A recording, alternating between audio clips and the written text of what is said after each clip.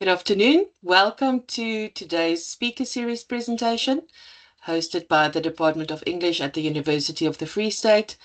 It warms my heart to see so many colleagues from the University of the Free State and so many former colleagues from the Northwest University and former lecturers here today. Karien, where are you? Can't see you. I'm here. Can you hear me? I can hear you. Oh, there I can see you. Great, okay. You're on screen. Okay, before we start, a brief introduction of my good friend. I first saw Dr. Karien van der Berg when she was still Miss Karien Hatting, and we were both dressed in our Doer uniforms, attending an English lecture in the Frans de Tooi 101 classroom on the Potchefstroom campus of the Northwest University, which back then was still the Potchefstroom University for Christian Higher Education.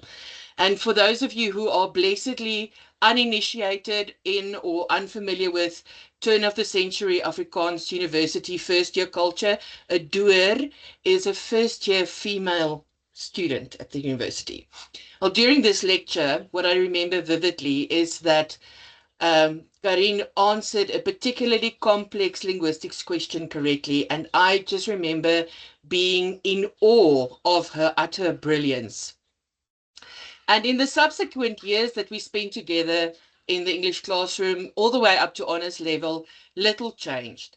Dr. van der Berg was the first in our honors cohort to obtain her MA and her PhD, and has always taken the lead in discovering new research pathways. Today, Dr. van der Berg is a senior lecturer in English, linguistics, and applied linguistics at Northwest University. She specializes in forensic linguistics with a focus on stylometry, discourse analysis, and the linguistic evaluation of threats, hate speech, and authorship. Dr. van der Berg supervises postgraduate research on topics such as political persuasion, propaganda, and metaphor in public discourse.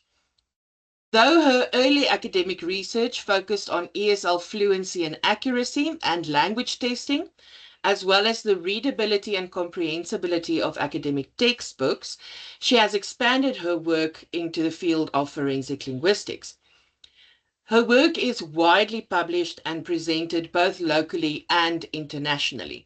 For example, she has co-hosted the first and second roundtable on language and law in South Africa.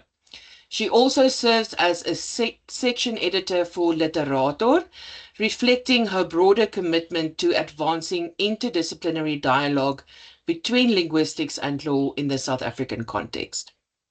Her expert linguistic evidence has recently informed several legal proceedings, most notably contributing significantly to the recent outcome of a hate speech case in the Western Cape High Court, a matter that has since received national media coverage, for those of you who heard an interview on RSG the other day. Earlier this year, she presented 2 papers focusing on this discipline at the South African International Association for Forensic and Legal Linguistics Conference, discussing local trends and tendencies in this discipline, as well as the linguistic interpretation of the term intention in specific legislation, respectively. And with that, Dr. van der Berg, I hand over the floor to you. We look forward to your presentation. Thank you very much. Thank you so much, Hunter. I really appreciate the invitation, and I'm excited to be here with everyone today. I'm going to try, I realize that the audience is pretty varied, so I'm not going to delve into too much technical detail, but for those of you who are particularly interested in those technical details, please feel free to prompt me during your questions at the end. Yeah, so sit back, relax, and enjoy.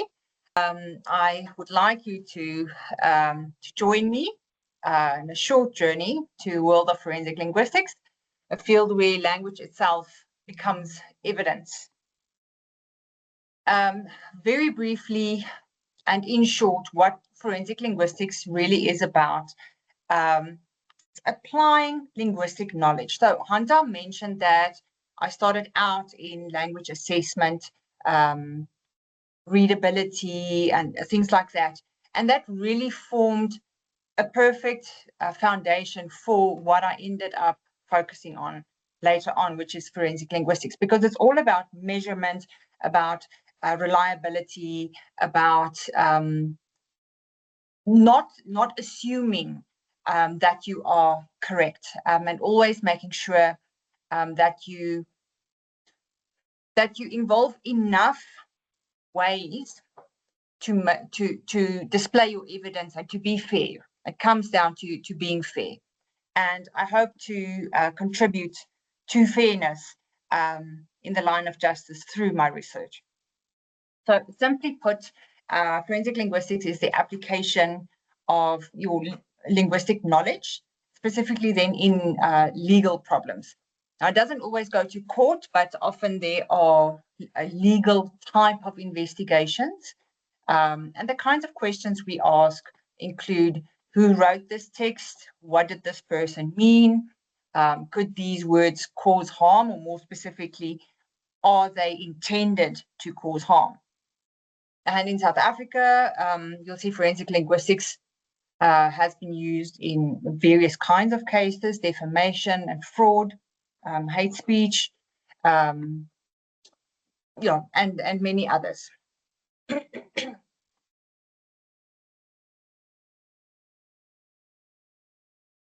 So I would like to use the theme of the board game Cluedo. And I'm sure you are all familiar with this. It was one of my favorite games as a child. And it basically comes down to three elements, right? There is a person, there is a room, and there is a weapon. So in short, the suspect in this case would then be either the author or a speaker. So that would then be the Cluedo person, Mr. Green or Colonel Mustard, or somebody like that. The room in this case symbolizes the general context in which the language was expressed, because my focus is on the language, always on the language, and language is specifically meaningful within context. So I have to read the room quite literally. And then finally, the weapon refers to the words themselves, and this is where I get into the nitty-gritty of describing the linguistic attributes at syntax level, etc.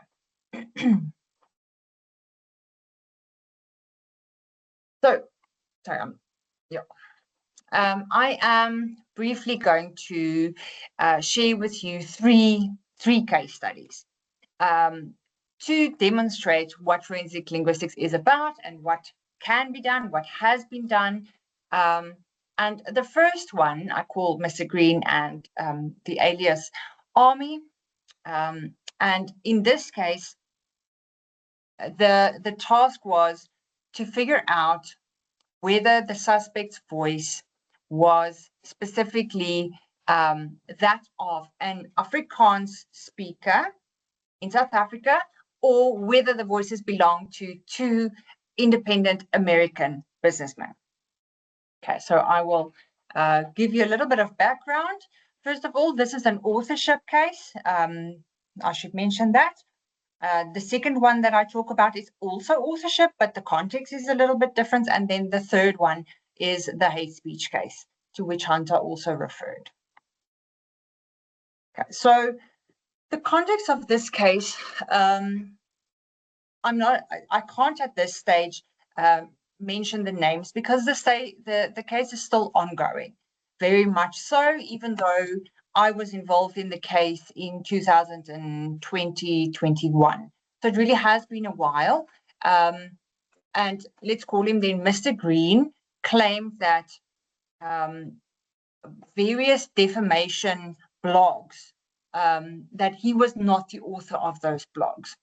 But the legal team who contacted me from McRobert Attorneys in Pretoria, they had ample evidence, ample text produced by Mr. Green that I could use as a baseline text. So this is an important point to start off with. You have to have enough examples of a person's language use in order to determine whether their linguistic patterns are actually being or also evident in other texts.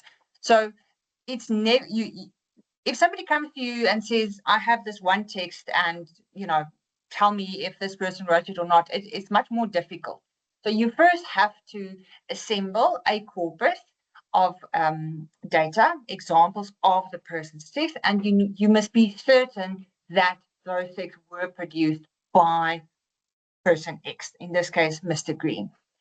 Now, there were, again, ample texts available, published under various names, different aliases, but the legal team was concerned that all of these texts had been written by Mr. Green himself. So they contacted me to conduct that investigation. The bigger picture of the case is a defamation lawsuit in particular. And the question there was not whether this is defamation or not. The question was, did Mr. Green also author these other texts, or does the claim that Mr. Green's claim that these texts were produced by two American business colleagues of him, does that stand or not?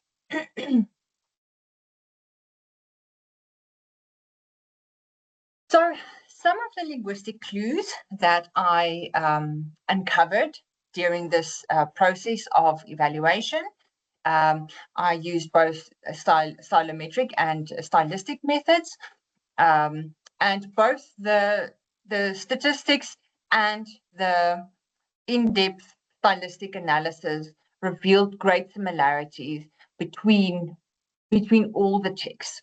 So there's Mr. Green, and then there were two dominant aliases and a third set of data that I ended up excluding from the set because it seemed like various authors had worked on that particular set, and that was also a very short set. So I did not use that.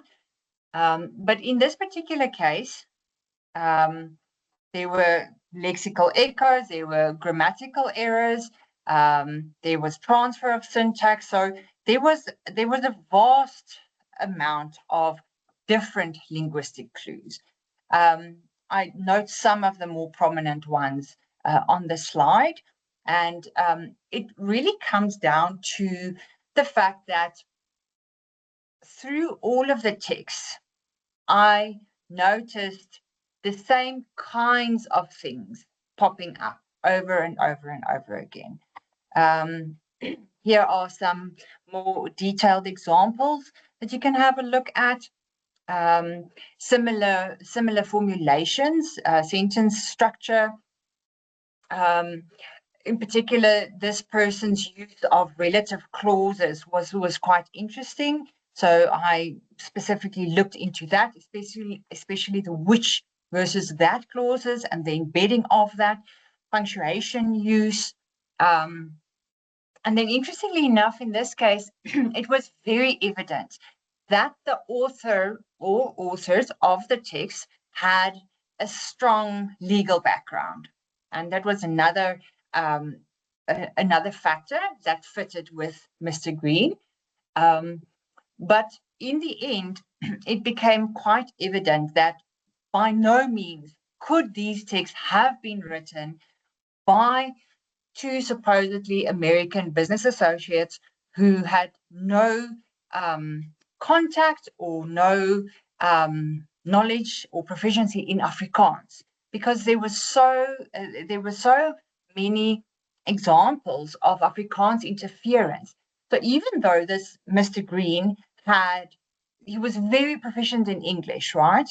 Strong legal background, and all of those things came through. So even in the supposedly less formal blogs, the language remained formal, remained very legalistic, and so on and so forth.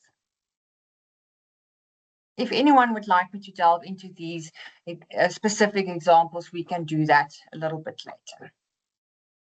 So in terms of style comparison, again, prepositional deviations, the top sentence there would be from Mr. Green's text, the ones that we know Mr. Green wrote, and the bottom example would be from one of the alias texts, so that you can see the comparison there. So in short, the verdict, you will see in the picture, I have a number of candlesticks. That is because Mr. Green, the weapon remains the same, right? But the thing is that you find the same kinds of patterns. It may not always look exactly the same. So say you have a set of candlesticks, or a variety of candlesticks. They are still candlesticks and they can be used for a particular purpose, but candlesticks can sometimes look a little bit different. And that is because language is never set in stone, right? It's not so much a linguistic fingerprint as it is rather a footprint. So a fingerprint is, it's part of your DNA. It doesn't change. It is something that identifies you without a doubt. And in order for somebody to copy it, they have to get access to your fingerprint itself. Whereas with language, depending on the context and who we speak to, why we're speaking to them, all of those factors, we sometimes change the language that we use. But even amidst those changes, the candlestick will still stand out if you look at, if you know what you look for and if you look carefully enough. So in this case, various examples of interference, also morphosyntactic errors that occurred repeatedly, and so on and so forth. And like I said, the statistics confirmed this. If I think back, one example that I found particularly useful was when I was comparing the two sets of documents by the different aliases. And it was difficult, or it was a challenge, to be sure that these two aliases were in fact the same person. So potentially it could have been three different people, right? So I had to narrow it down. And one thing that stood out was the phrase "as opposed," but written as and then APPOSE. And I had to look this up and see, you know, and I used a corpus or different corpora to find out whether this was frequent in a particular context. And I found that it was very typical. Well, I found that it belonged to legal register, but that it was not often used. So it was still very, very salient. So the fact that both of these alias documents had the same phrase and they employed that same phrase as opposed, they employed it incorrectly. So that was one, I don't want to say a dead giveaway, but it was a good clue, to put it like that. However, a clue like that is not strong on its own. And that's another thing that's important to mention, is that the strength of the evidence really comes in having a bunch of candles, or you know, having looked at the evidence from different perspectives and finding different patterns that keep on repeating. So it's a set of, or a combination of, language patterns that repeat across different texts. And it is that unique combination that really makes the difference. Next up, our second suspect is Mr. Black. He is in the reading room with a dagger, except the dagger here is his distinctive writing style, and he sharpened it and repeated it across various online platforms. In this case, I examined whether written materials published on different online platforms, again under different aliases, could be attributed to a single author. In this case, the author was a man named Davy de Villiers, who is incarcerated. And the question there was whether Davy de Villiers, being incarcerated, could be responsible for a variety of publications on different websites. I'm going to try and show you this brief clip. I became involved in this case through Carte Blanche, who contacted me. They had already amassed a number of different texts that they suspected strongly had been written by the same person. So again, it was a question of quite similar to the previous one. We have a suspect, and then we have these aliases. Now, again, what I can highlight perhaps that made it even trickier in this case was the fact that a lot of the text was pulled from LinkedIn, Facebook, etc. But and the reason why that's a bit challenging is because the internet and social media is open to manipulation much more easily. But luckily, there were enough text that we knew Davy had written, and then there was sufficient text also produced under the different aliases. The one person, for example, produced a Michael O'Connor was his name.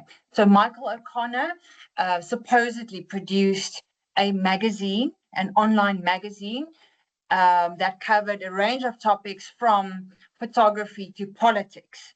And he wrote many of the articles himself. So I could use that as a substantial base.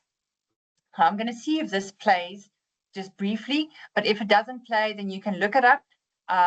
This is the story presented on Showmax, Convict Conman, pardon.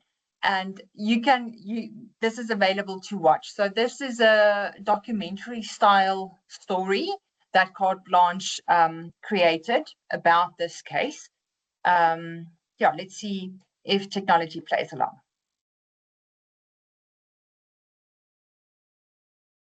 Let me know if you can hear.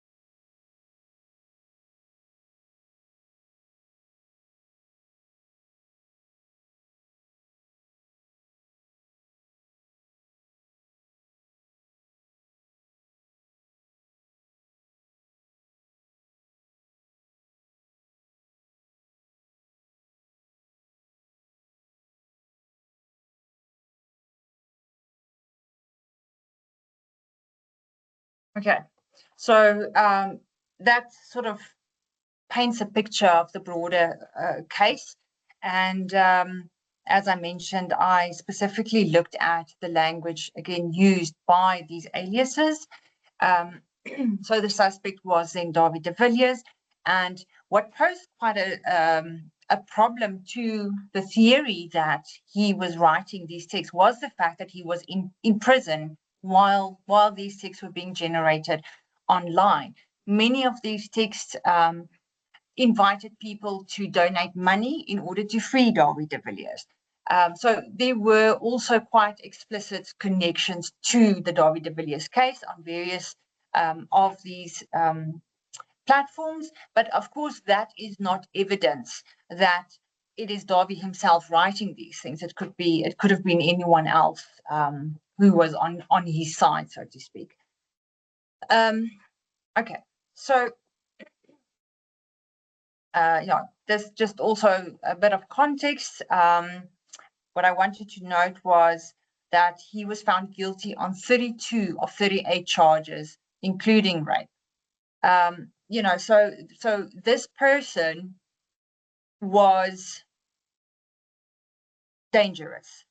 And the fact that he potentially was still reaching out from within a prison cell and still enticing people to pay money or send photos or things like that was concerning.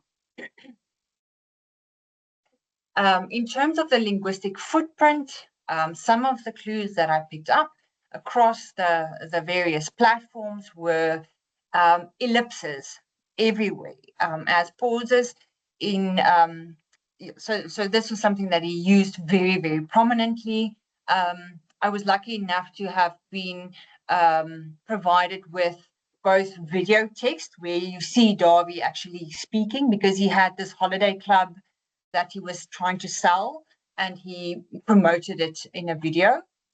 So I had evidence of his spoken language use, and to me it was very clear. You could almost hear him speak while you read through the text. So it was important to find the clues to determine whether this was in fact the case or not. Now, it's easy to get swept away. You know, this is potentially a bad person, and it's difficult sometimes to remain objective. And that's why it's important to take a scientific approach, right? You have to base your analysis in accepted linguistic theory. You have to use the frameworks, apply them sensibly. And one of the points of departure that I always employ is that I aim to prove the null hypothesis, to prove the opposite. So I set out looking for evidence that this man was innocent of this particular accusation. And in the end, I could not find such evidence. Things that made it quite clear or evident that he was very, very likely the author of all these texts was, for example, his repetitive rhetoric of triads, things like truth, justice, freedom. You lose, you learn, you live. And this was used across all the platforms. Then alliteration and emotive phrasing, things like pain, power, and purpose, the big, bold, and betrayal. I mentioned ellipsis already. And those of you who are more familiar with linguistics may say, yes, but this is easy enough to copy. But of course, these are not the only things that I looked at. But these are some of the examples that are generally easier to understand. What also was interesting in this case for me was the use of emojis throughout. Now, for the statistical analyses, I had to omit the emojis because obviously software like Wordsmith Tools and Sketch Engine does not read emojis, but it is definitely an aspect that I also had to take into consideration in this case. Various patterns of emoji use. That was also evident in this particular case. I mentioned already that the spoken voice in written form was something that was quite evident to me. And then, yeah, the rhythms, the slogans, the turns of phrases, things that corroborated the evidence. Yeah, so here are some of the emojis. Sorry, the heading here is incorrect. It's not the stylometric clues here, but just some of the additional bits of evidence that I wanted to show you.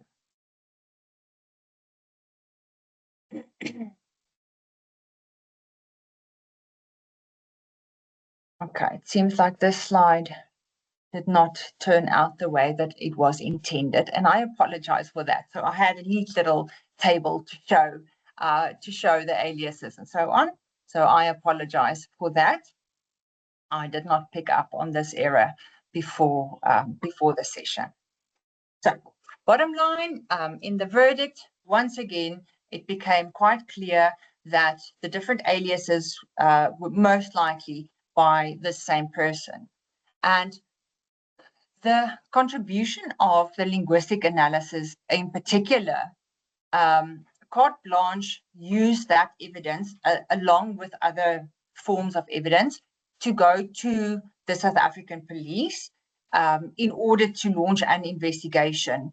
And what happened in the end was the police raided his prison cell and they confiscated a multitude of illegal office equipment. So he had access to the internet. He had a laptop. He had printers. He had cameras. He had a whole professional setup in the prison cell. And the linguistic evidence there contributed to provide more robust reason to launch such a raid. Now, I mentioned emojis, and I'm sure you may be familiar with the recent case that was also in the media covered in the media. So this is not a case that I was directly involved in. My colleague at University of Western Cape, Dr. Zakira de Krat, was the linguist involved in this particular case, but I wanted to just touch on it. And in this case, emojis were sent by a judge to a junior colleague, right? So the Judicial Conduct Tribunal heard sexual harassment allegations against Judge Selby Mbenenge on account of him sending a variety of emojis to his junior colleague. So what appeared to be playful, in fact, became quite problematic. So this is within a workplace. The context was a professional one, and it became quite evident in the patterns that he used and the emojis that he selected that he was being quite suggestive, to say the least. Now, our final suspect is Colonel Mustard in the Great Hall with a megaphone. So here the question was not authorship, but it was whether a political speech could be considered as hate speech or not.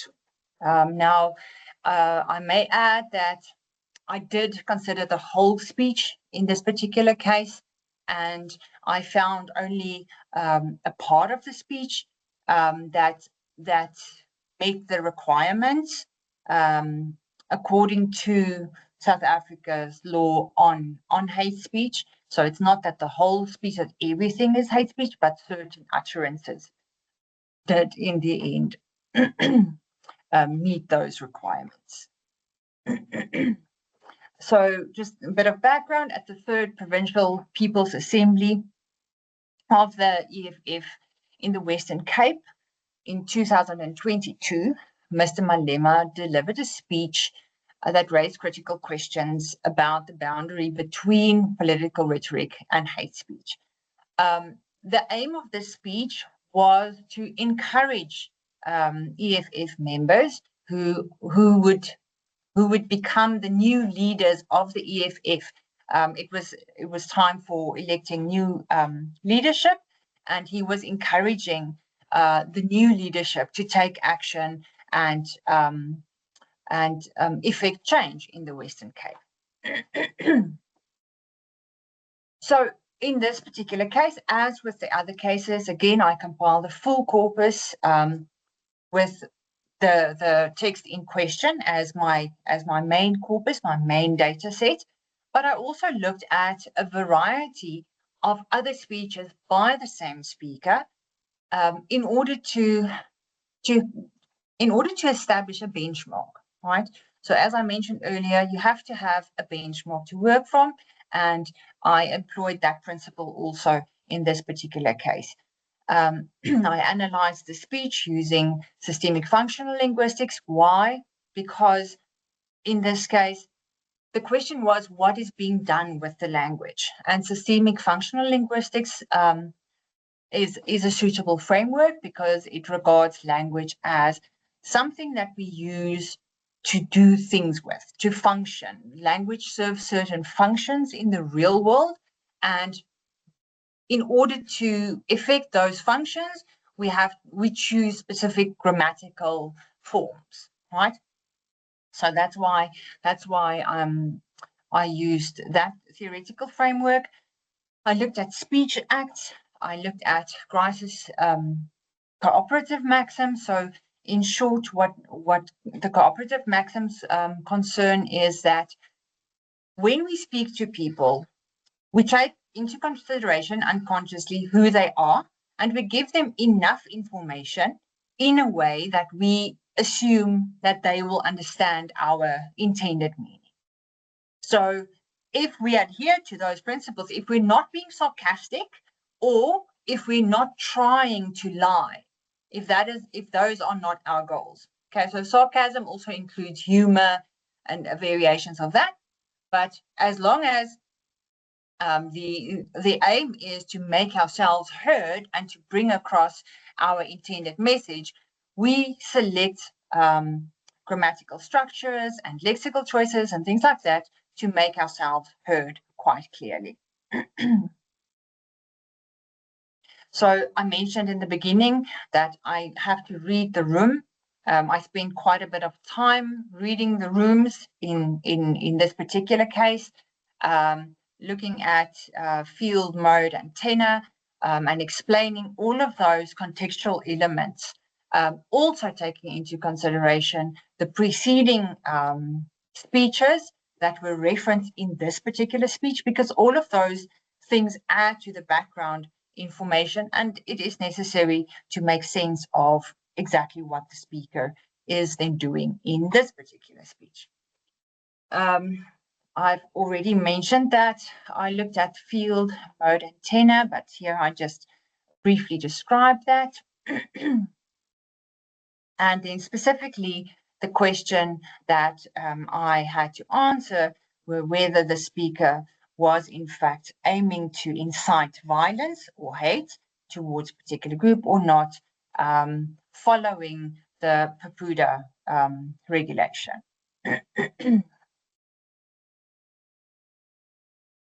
So my analysis revealed clear rhetorical patterns, directives to the crowd, us versus them framing, and ambiguity that created conditional threats. A threat is, of course, a form of a promise. These utterances combine direct instructions such as "you must never be scared to kill" with commissive acts such as declaring a willingness to go to court or to face consequences. So these are all the kinds of things that the speaker proclaimed. And the combination of these utterances, again, forms a kind of a web, a kind of a net.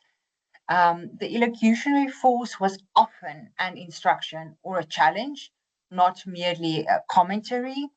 Repeated references to race and propagation of violence as a revolutionary necessity, marked the speech as targeting a group and normalizing a violent response specifically.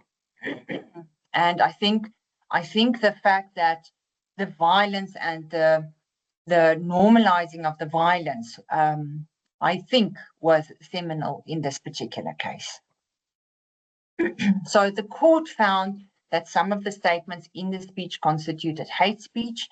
In Cluedo terms, Colonel Mustard, the room was a political speech, and the weapon was then a megaphone, in a sense, but very much so the words being uttered, words of encouragement to enact violence. And in this particular case, I could also consider the locution, elocution, and perlocution. Just briefly, for those of you who are less familiar with these terms, locution is the exact meaning of the words, the literal meaning. Elocution is the intended meaning, and perlocution is what the hearer understands, whether that was the intended message or not.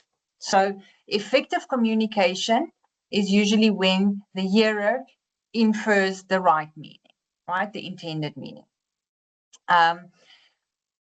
And in this case, some of the evidence that was presented included threats made to the individual identified in this speech. So there was also, that next step towards enacting violence. So even though the language itself, let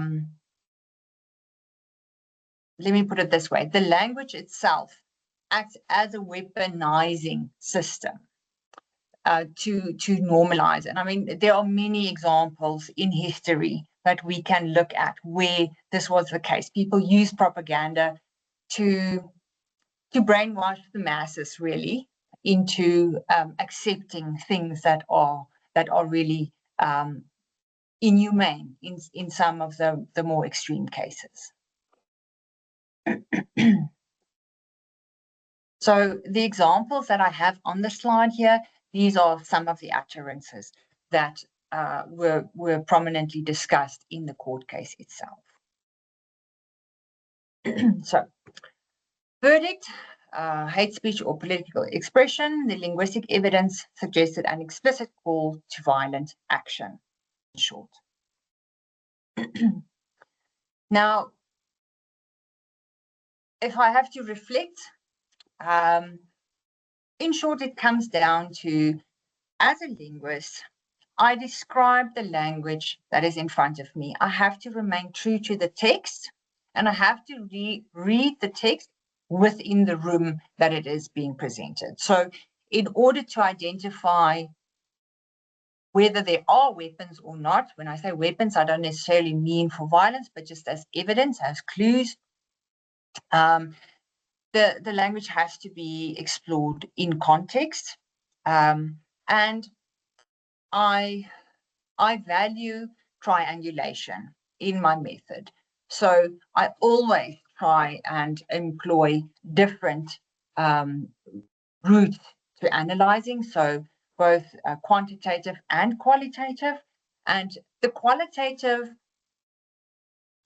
often the quantitative supports the qualitative or the other way around. But what I've found is that for people who are not linguists and who are not familiar with the statistical software and things like that, the qualitative evidence helps them to see the picture, but they have to know that the statistics is robust enough to confirm the picture that's being painted, so that it is not an objective assumption that's being made. Because in the end, this is real life. This is you potentially have a real effect on people's lives. So you have to be responsible. But as a final say, what do these cases teach us? Language is never neutral. Words carry traces of identity. They shape power. They can persuade, disguise, threaten, harass. In forensic linguistics, these words are clues, and the way that they are used together are clues. And when we examine carefully, they often reveal things about the speaker. To end where we began, we can have a look at the suspect, who is the author, the room, which is the context, and the weapons, which is language itself. Thank you very much, and please, I welcome questions and comments.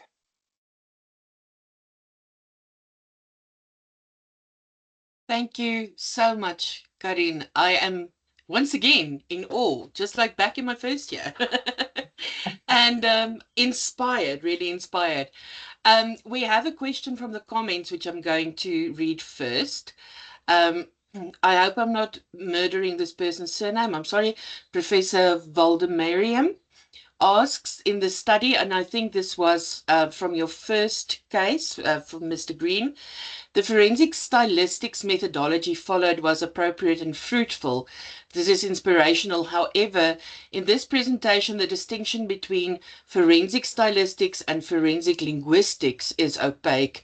Is there any significant and clear distinction between the two fields? Thanks, Karien.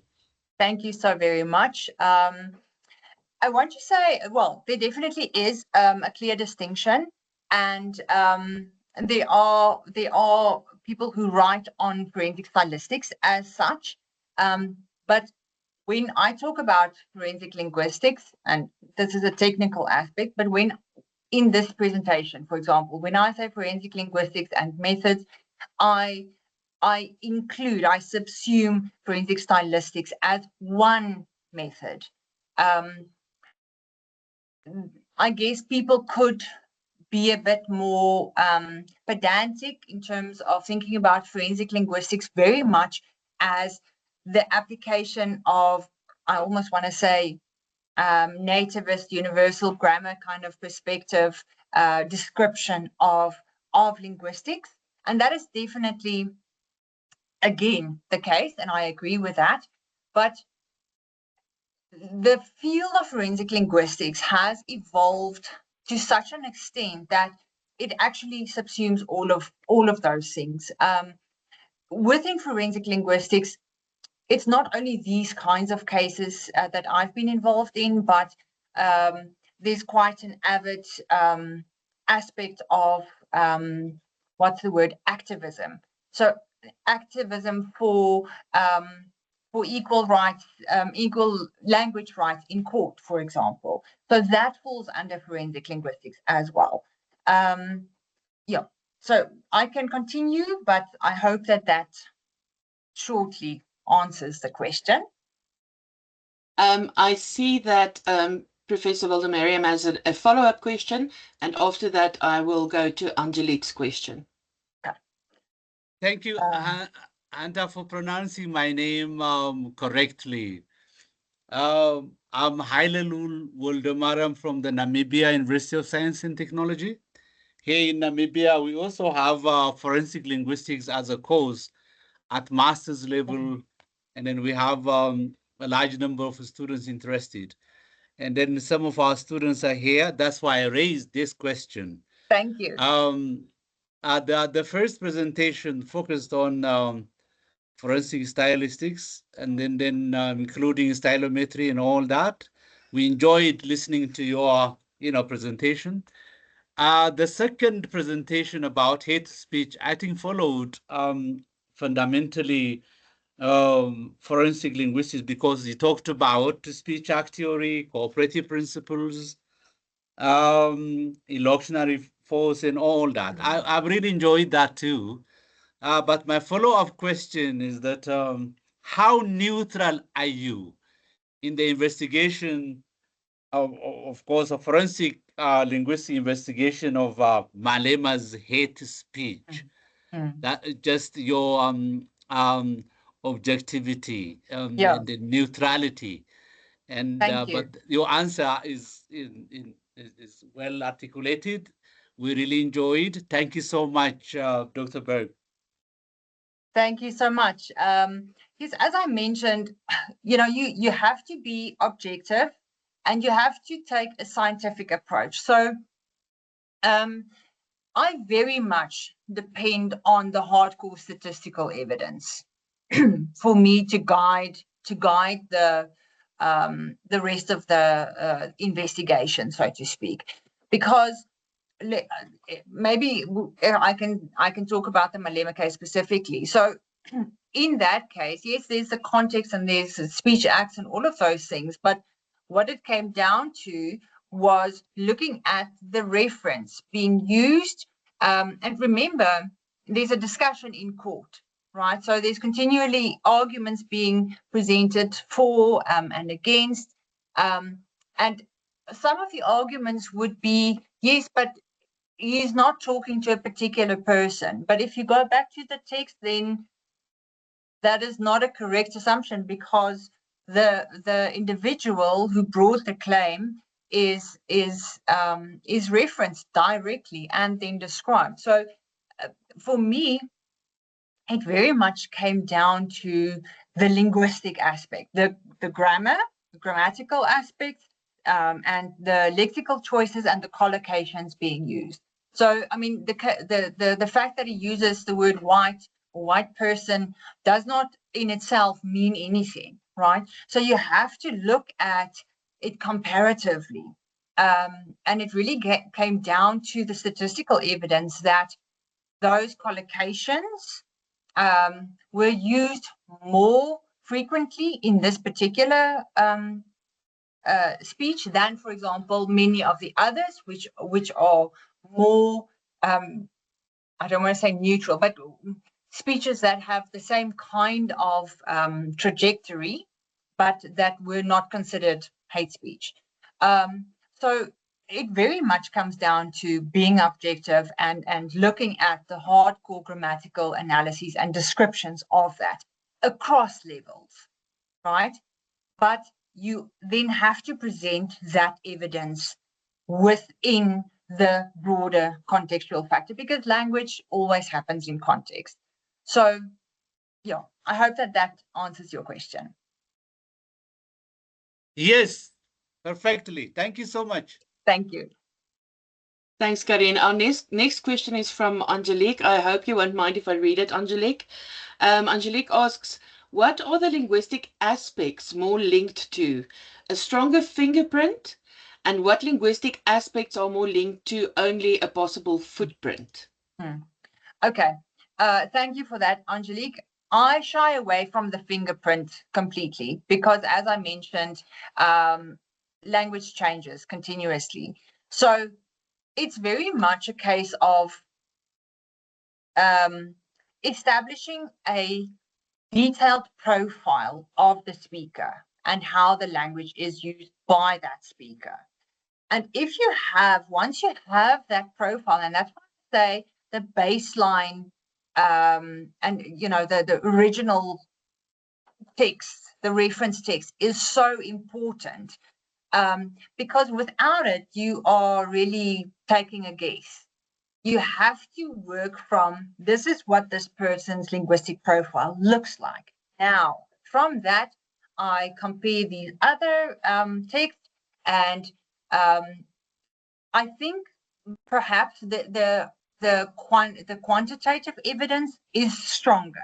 That carries more weight in court, and it's highly unlikely that linguistic evidence will be accepted in court without the quantitative analysis. That is my understanding and my assumption. I know very early 1994, Professor Hilton Hubbard was involved in one of the first forensic linguistic cases that we know of, that was documented, authorship case. He conducted error analysis and he used some statistics. And even though his analysis contributed to some extent, it was not admitted to court because the texts were too short and the statistics, he could not report the necessary statistics to account for that robustness and the objectivity. So even though in South Africa we don't have the Daubert standards exactly, our courts don't accept just any expert evidence. So again, I emphasize it has to be scientific, it has to be systematic, and it has to be robust in a way that is replicable.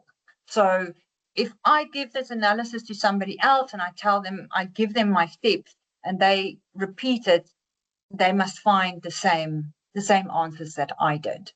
And that makes for strong evidence. Yeah.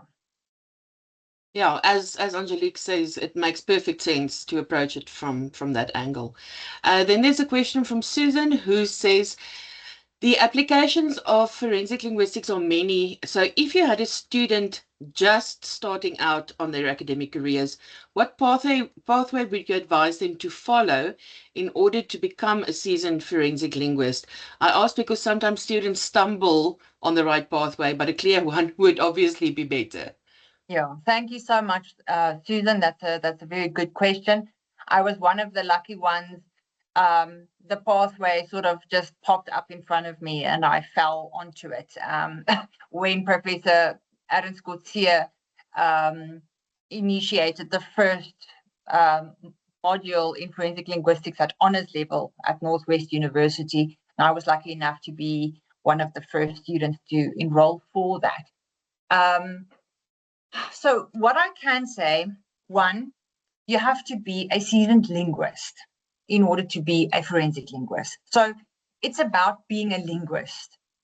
And eventually you would at least need to have a PhD to be considered seasoned enough. So yeah, I think that's the first point that I want to make. Then what I can say is at this stage, at University of Western Cape, they have built in a forensic linguistic module in their LLB undergraduate module program, right? But they do not become linguists. They become aware of what forensic linguistics is and what it can do. So they don't become linguists and they don't become skilled in doing the deep linguistic analyses. So even though they will be legal practitioners with knowledge of, but we still require the linguists who go basically the step further to then apply what we call basic linguistic analyses to apply that to legal related problems, language problems in the real world. And it's very much like applied linguistics. Forensic linguistics is a form of applied linguistics, right? So we use our knowledge of how language acquisition develops and second language acquisition, and we look at implications of that for the language classroom to solve problems of language teaching, to teach better. And forensic linguistics is very much the same. I think it's about asking the right questions and learning to ask those questions.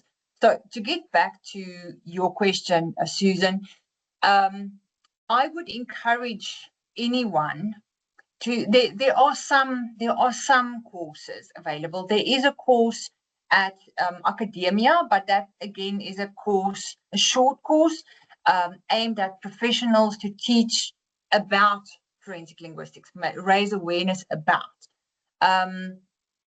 As far as the hands-on analysis is concerned, if you are an eager student, you can follow this on MA and PhD level. That is the sort of the level where that specialization kicks in.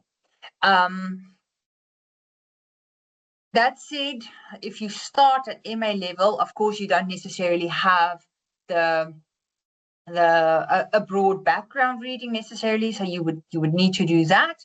At Northwest, for example, we have the module in the program for English Honours. So it's just one module.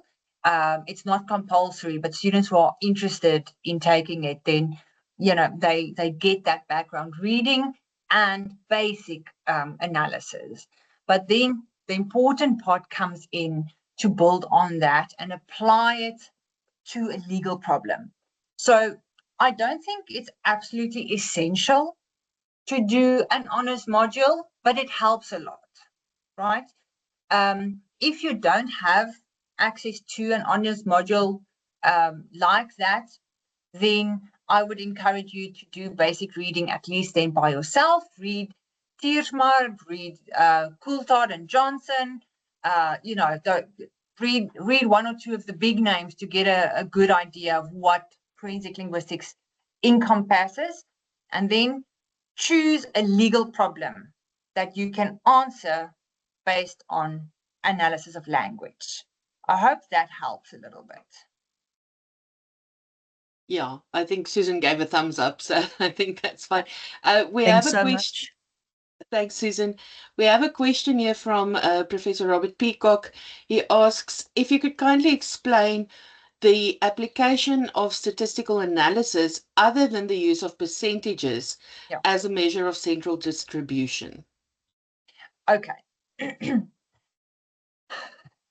Let me start off with, where'd you start? Okay, so when we do the solometric analyses, then often we used computer software, and often the statistical analyses are embedded, right, in that software. If I can use the example of authorship attribution, it makes it a little bit easier to have something to latch onto. There is a tool that is available freely. It's called JGAAP. So it's literally JGAAP. And that, if you want to have a look at that, what that tool does, it brings together all the different kinds of statistics that people can use in authorship attribution.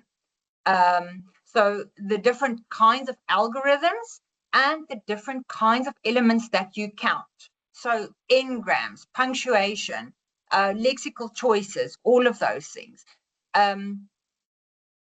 So for somebody who's interested in understanding that better, I would recommend them have a look at that. It was created and published by Patrick Uola. Uola is Juola. So I think for a quick overview, that would be ideal if you're particularly interested. I hope that I'm addressing the question, or do you want me to go into this kind of statistic does that, or, like a heavy technical explanation? Maybe I can just also mention, of course, we use software like Sketch Engine. So normal corpus analyses and the kinds of statistical analyses that are applicable there, we use those. Okay, it's JGAAP. So let me just type here, JGAAP. So now I've got, that's it. I don't know how you pronounce it, but I say JGAAP. Robert says that's fine. Thank you, Robert. I have a question I want to ask. Yeah. Which is probably very entry level compared to what everyone else is asking. But how well do spoken and written linguistic footprints correspond? And how often? It's a good question, Hunter. I can't say off the bat how often, but I can say that there tends to be, look, we know that spoken language and written language are different, right? And that is why, again, it's so important to look at the context. Where does this text originate from? And things like that. For example, when I received the text from Carte Blanche, right? They transcribed the video for me. And I, of course, did not just accept it as is. I went back to the video and worked through it. So the person, whoever that was, who transcribed it, punctuated the text. And, we're looking at the video, the punctuation was just wrong. So, you know, so I had to carefully work through the text again. So the words were correct, but the punctuation was incorrect. And why that stood out for me was because written punctuation in writing reflects your intonation and tone when you speak. And of course, genre is something to keep in mind, right? So if this is academic text, it may be less evident. But it's not always that clear. It's not always that apparent. But in the case of Darby, it was really apparent. Run-on sentences, you could literally hear him on paper. So it does happen, and I think it happens more on social media. More impromptu sort of situations or contexts where you write and you speak. And I mean, if you look at student writing, sometimes absolutely it shines through. Okay, no, thank you. Do we have any other questions from anybody? I don't see any other in the comment. Just quickly want to look. There was something somewhere. Oh, Susan said, I can imagine you would need a background in psychology, criminology, police procedure, the law. Those things are useful. But in the end, I am a linguist. I'm an applied linguist. So that's what I do. And we work with these people. So when a full-blown investigation is ongoing, then usually the lawyers ask a psychologist and, this person and that person. So the linguist must not try and be a lawyer or try and be a psychologist, not at all, unless you are, professionally certified as such. So I am reading up more and more on law. And sometimes I think maybe I must just do a degree, but I don't have the time or energy. So you have small children. It's okay. We get it. Right. Well, Karien, thank you so much. This has been wonderful. I teach English skills for law, and you've given me a plethora of new ideas for my curriculum next year. So thank you very much for that. And we've all enjoyed it. It's been fascinating. You're welcome. Thank you so much. We hope to welcome you back again in future. And yes, thank you for giving us your time and your expertise. And thank you so much to all our attendees as well for joining us this afternoon. You've been a great audience. Thank you so much. Thank you, everyone. And thank you for the invitation, Anta. Thank you so much. I'll let you know when the link is up for the recording. And then I wish you all a pleasant afternoon. Thank you. Thank you. Bye-bye, everybody.